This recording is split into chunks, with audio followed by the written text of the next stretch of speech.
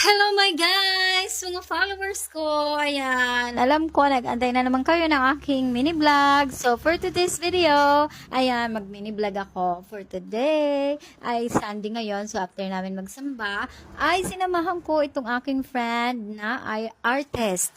Artist po siya sa pag-micro-shearing ang mga eyebrows at meron din po siyang lip pigmentation and naglalagay din po siya ng ng eyelash extension. So, ayan, meron akong client. So, na-recommend ko siya.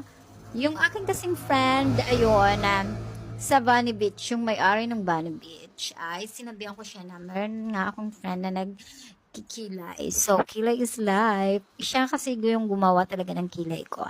So, nandito na, di ba kami, sa may bye-bye. At itong mga na-videohan ko dito ay pang followers ko pala. 7 nila. Shout out, ma'am, sa vlog.